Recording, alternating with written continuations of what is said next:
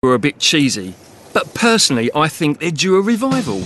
Wig hair and makeup expert Shelley King has agreed to give me an 18th century makeover. What I'm using on you today is just a normal stage makeup with a white pigment in it, which is completely harmless. Back in the day, this makeup would have had a base of either mercury or lead, which would have caused no end of problems with people's health. And they would have loved to have used all these products because their skin was in such bad shape. Diseases were rife and smallpox was an 18th century killer. 1 in 3 people contracted the disease, and if you didn't die, you were left with scars. You had all sorts of bad complexions for various reasons, also poor diet. So there was lots of covering up to do, and that's where all these thick, lead-based makeups came in really handy. For me, having this put on, it feels a bit strange. But Yeah. I do it at the weekends, of course, but keep Obviously, it to yourselves. It's not yeah. going out on TV, don't worry. Ideally, you'd be clean-shaven. So you're not quite as suave and sophisticated as your wig is going to dictate. Did you mention wig then? Oh, I mentioned wig. Well, not that I need a wig, of course, Obviously not. because of that lovely thick wedge that's on top of my head at the moment. What kind of wig will I be getting then? A very expensive wig. Oh, that sounds like me again. The finest. Wigs were the height of fashion and came with a hefty price tag. They were made of horse, human and even yak hair. Each night they were placed on a stand and lovingly curled with the wig curlers that we find washed up on the foreshore. I've just noticed the local cat's coming in. Oh yes, I look like Marge Simpson. Yeah, it's a bit of a big wig, but that's about the right sort of size that you would have gone for if you were very flamboyant. So would you actually wash these? In their day, they didn't wash their wigs very much at all. It was a lot of effort. They used to smell quite bad, so they used to just put products on them, sort of different waters that smelt of different flowers and things were their favourite, or cloves or nutmeg. One of the things that they used to like was when they powdered the wigs, and the powder that they used for wigs was originally wheat flour. To get the flour to stick to the wig, they used to use fat taken from dead bears, so that used to smell quite bad. In 1798, Prime Minister William Pitt placed a tax on wig powder. So if you powdered, you paid, and the fashion faded. So I think I look really good. So is it now time to take it off? No, absolutely not. The whole point of this look is to go out and strut your stuff and be noticed. Brilliant. So just the corridor, the other side of this wall, I shall be, no. Out in London, go out and be seen. I feel like a right Wally. Cab! Cab! Do they know I'm posh? Cab! Cab! I just cannot believe it. A Georgian gentleman like myself, 7 foot of pure macho-ness, cannot get a cab. So there's a possibility I'm going to have to walk. While Steve enjoys a bit of high society, I'm off to find out a bit more about the other side of 18th century life. Was Georgian London all elegant sophistication, dandies, tea rooms and big balls? No. Then, as now, there was always a dark and seedy side to life in the capital. In fact, by the mid-18th century, the city really was an absolute cesspool. For your pleasure seekers, provided you had the money, the big 3 vices were always catered for. Booze, gambling, and of course, sex. I'm here in the heart of Soho to meet author and historian Hallie Rubenhold. She's the perfect woman to help me out with a bit of Georgian how's your father. So, Hallie, we're standing here in Mead Street in the heart of Soho. Very civilised now. What would it have been like back in the mid-18th century, in the 1700s? Well, actually, surprisingly, it would have been very civilised then as well. This would have been a pretty standard middle-class area filled with tradesmen and artisans and prostitutes who would have lived cheek by jowl with them. These women lived everywhere. Everywhere there was wealth, everywhere there were ordinary people with ordinary houses that they could rent rooms from, they were living there as well. So how big was the sex trade then? Well, it's really hard to get a round figure on that because, of course, there were no accurate censuses like we have today. For example, out of a population of 675,000, anywhere from about 15,000 to as high as about 62,500. 10% almost of the population was a prostitute here. Yes. That's a party town. Yes. Well, it depends if you're a man That's or like a woman. Vegas. Yeah, but, you know, it wasn't such a great time for the women. Yeah. And what kind of people were visiting these girls? I mean, there's so many there. Everybody in society, men of all ranks and descriptions, were visiting prostitutes. Everybody from members of the royal family to politicians, members of the judiciary, peers, down to apprentices, tradesmen, sailors were visiting prostitutes. And was this allowed? Was it tolerated? Or was it a bit of a sort of wink, wink, off you go, mate kind of scene? Well, not only was it tolerated by society, I mean, the wealthy element of society practically underwrote certainly the upper echelons of prostitution. For the discerning Georgian punter, there was only one man in London to speak to, the self-styled pimp general of all England, Mr. Jack Harris. Time for me and Hallie to go inside so she can give me the lowdown on this nefarious Mr. Fix-It. So who was Jack Harris? Jack Harris was called the Pimp General of all England. Okay. He was the head waiter at the Shakespeare's Head pub in Covent Garden, which meant that he was also a pimp. So when people ordered their drinks, they also ordered women to go with their drinks. Okay. And what certainly made Jack Harris stand out above all other pimps in London was the fact that he carried a pimp's list, or a ledger of all the names of all the available women in Covent Garden and the surrounding areas. And his list ran to, we think, about 400 or so names. So he had 400 ladies in his stable? That's right. And that's a hell of a stable. He must have earned millions. Yes, well, there is a document that states that he earned as much as the Lord Treasurer. Harris's infamy reached a peak when a down-and-out playwright decided to publish his private list, and in doing so, he created an 18th century bestseller that ran for 38 years. The list contained such salacious offerings as Nellie Anderson of Dean Street, a squat, swarthy, round-faced wench from the other side of the Tweed, famed for her swearing, drinking and talking bawdy. So the entries we see on Jack Harris's list, now they seem almost humorous and quite quaint, but this was presumably then as now again a dark business, this one. Well, they're quite amazing because they are short biographies of these women and their lives. And their lives have otherwise been completely lost to us. I mean, they're the nameless, faceless people of history, the ordinary people, the wallpaper to London life.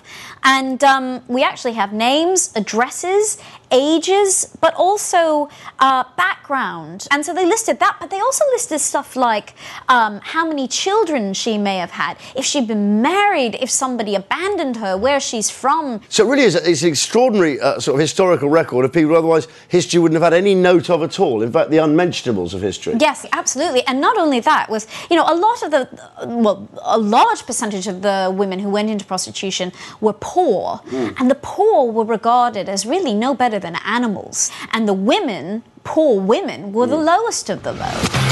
After the break, Steve and I settle our differences Georgian style. Against the clock and the tides, me and mud god Steve Brooker have poked, prodded and scraped the foreshore at Limehouse, with our finds leading us to investigate all things Georgian. Steve went all handbags and glad rags, whilst I scratched beneath the surface of polite society with a sneaky peek of the infamous Harris list. So, now we've taken care of fashion and sex, only one thing left: violence. 18th century London was carnage, with hundreds of thousands of people jam-packed in just a few square miles. But despite its veneer of Jane Austen's Sense and Sensibilities, street violence was actually just as bad as anything that had gone before. Steve! Oh, fast! That hurt. It wasn't the dirty plebs that were responsible, it was the snobby dandies. And violence was as fashionable as the shoe buckles and the wigs of the day. That really hurt. No, I'm just saying, Steve, actually, yeah, that really hurt. Look at this now, look at my arm, I'm trying to lift it, look. Get off! No fashionable gent in the 18th century would consider leaving home without his sword. But far more deadly than his rapier was his sense of honour.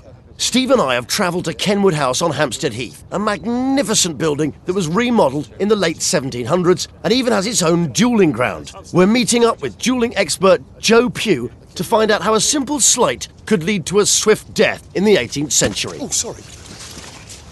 So, if I was going to have a duel with Steve, it would start with me insulting him. Yeah, absolutely. What level of insult would it be? I mean, what have I got to insult, really? Family? Could be. It doesn't take very much. Things he's proud of? Yeah, absolutely. People fought over perhaps their dogs, their estates, over gambling, their exploits in battle. Very well. Steve, while wandering the foreshore, I've noticed that the items you pick out while mudlarking are not nearly as good as the other mudlarkers. There you go, Joe. I've poured scorn on Steve's reputation as a mudman. Now you can see he is livid and ready for a duel. Have I destroyed his reputation enough? Would that do it? Reputations are so important in the 18th century. You rely on them for the credit. Gentlemen never pay for anything straight up. They bide on credit. Military officers are leading men into battle who need to know that they can trust them and rely on their reputation. So it's a very big deal. They can seem quite small matters to us, but it can be, you know, if you won't apologise, then this could be very serious. Yeah, well, no, on the Thames foreshore, reputation is everything, isn't it? Big time. For sure. Insulted person merely punched the other guy's lights out straight away. Well, obviously he could do that, but that's just assault. That's illegal then, just like it's illegal now. So you need to walk away from this situation and send a formal written challenge. That's a kind of approved way to proceed. I am livid, Joe. Can we go and write a letter? Yeah, certainly, absolutely. Let's go. Can you spell? Yes. Brilliant. While Steve goes off to find his thesaurus, I'm meeting up with James Hester from the Royal Armoury at the Tower of London, hopefully to find out a little bit more about those 18th century killing machines. So, James, back in the 18th century, could anyone challenge anyone to a duel? Was it pretty well open season out there? Not really. It was something that was mainly reserved for the upper classes. So did everyone walk around carrying a weapon just on the off chance of a duel? If you were a gentleman, absolutely. A sword wasn't just a self-defense tool, but it was also a part of, it was almost a piece of jewelry. As a gentleman, carrying a sword, you were expected to be able to know how to use it as well. I mean, were there people who were rude and really got very skilled with sword fighting and firing pistols just so they could carry insulting people? Absolutely. You call them professional duelists who just went around starting fights and racking up loads and loads of duels under their belts. Why wasn't this just premeditated murder? Well, technically it was. I mean, it was still completely illegal. I mean, there have been laws against dueling since the 16th century. Oh, there were? Oh, yeah, absolutely. It's just the fact that the people that were making the rules were also gentlemen. And so, given that this is a gentleman's institution, 9 times out of 10, the odds of you actually getting convicted and punished for it were really, really small. That insult, I tell you, it's really wound me up. Just like any 18th century gent defending his honour, my challenge to Vaughan is going down in writing. Right, let's write this letter. Dear... No, you can't say that. Well, it has to be polite. It's very important to partly to maintain standards. Again, this is a duel between gentlemen, but also because this is also about offence. So if you create more offence by issuing your challenge in an impolite way, then things can get very complicated. It might even be possible for him to challenge you on the basis of the insults that you've delivered in your chat. So, let's perhaps keep it simple. Come on, then. Dear Sir, I'm sure you're sensible of the injury that you've done to my honour, which can admit of only one resolution, with a U. Therefore, be pleased to meet me on the duelling ground at Kenwood House at 3 o'clock. Yours, Steve. Duel's not spelt with a J. I know that. Jobs are good. Send.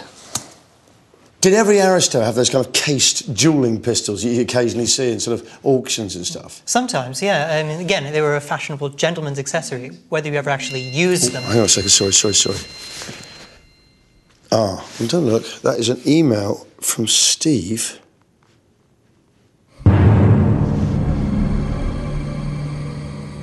He's officially challenged me to a duel. Really? Yeah. All right, OK.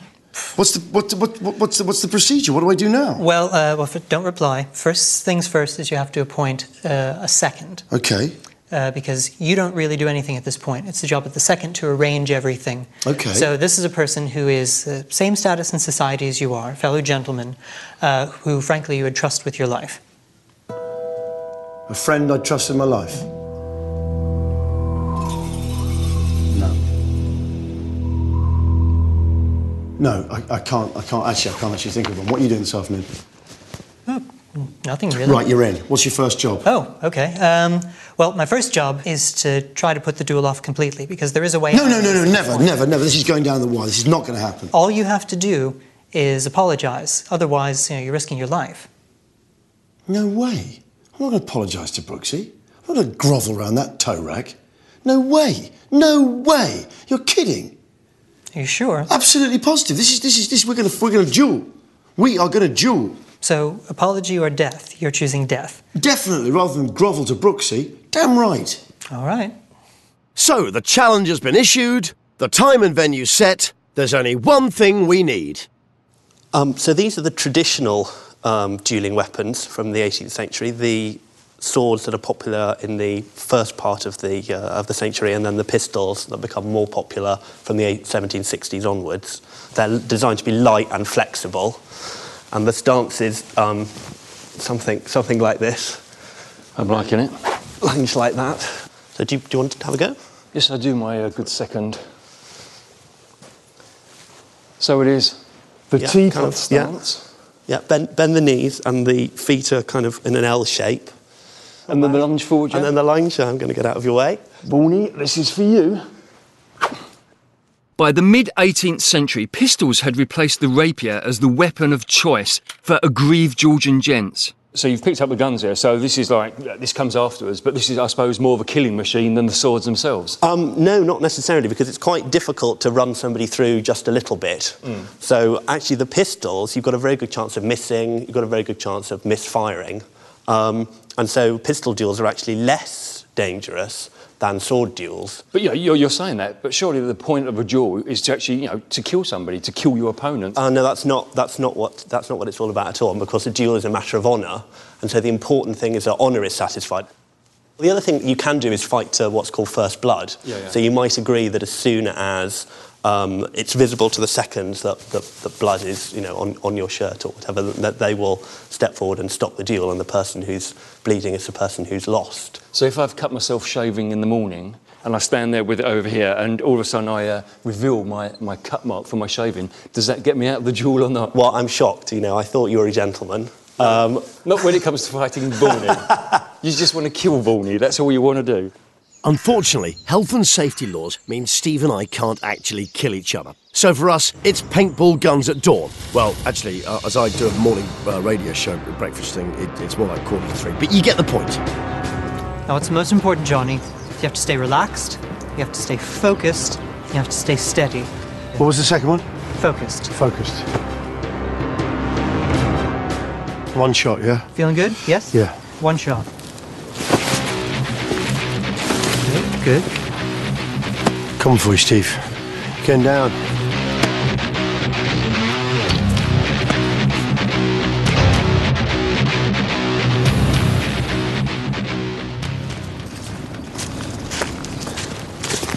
Very nice to meet you.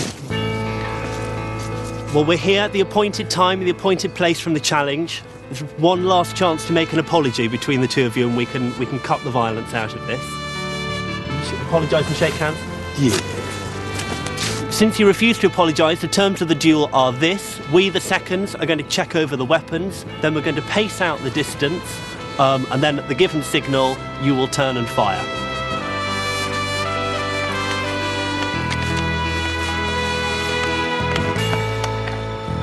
Our seconds have agreed we have 5 paintballs each, and the first person splattered loses. Steve, can you just help me do a clip? What Johnny doesn't know is I'm not about to take any chances, so I've done a little something to stack the odds in my favour. Going down to Chinatown. Okay, 1, 2, 3, 4, 5, 6, 7, 8.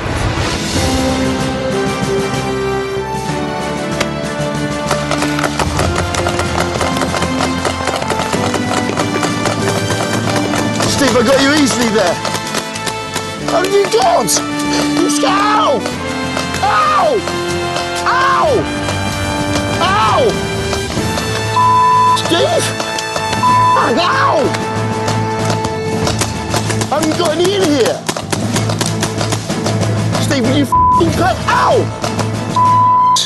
Ow! How did you have? Oh, man! That hurt so much, my gut. He shot me all in the gut. 5 f***ing shots. It's killing me. Oh. I had 5. He had, Steve, that is, I tell you what, revenge will come at you, man. No, that was bad. Look at this, look. Can I say? Go on, say it then. Can I say, Steve, I think that was really low. You knew I had 5 in mine, you had 30 in yours. I think that's really unfair. I really do. No, that's not, I don't know, we'll ask our seconds, but I don't think that's in the spirit of the duel. I wouldn't do that to you. You did. You literally went fully automatic. Bad loser, bad loser. No, I went straight. I don't think I lost in that way. The duel, no, the duel is over. You're a bad cheat. The duel is over, and I declare that Steve is the winner. Yay! And Johnny, I'm afraid you've been pretty horribly massacred. But on what grounds? You said 1 shot. But I tell you this, yeah?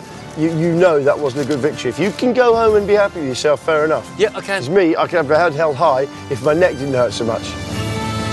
Steve, that's rattling. No, it's not. It is, hang on, wait a second. It's like a bubblegum machine. Steve, do you know what? I had 4 shots. 6? You know, I suddenly found out you only stopped firing because you literally felt guilty. I had 6, I tell you. It's only... Jeez, it was like... Get a cuddle. No, Come get off. It was Come like, on. No, it was like wounded knee up there. I wouldn't cheat. No, I wouldn't cheat. It was slaughter, mate. That earlobe, it's massive. I know it is. I'll kiss it better. Give me, come on. Look, get back, Steve, I'm not kidding.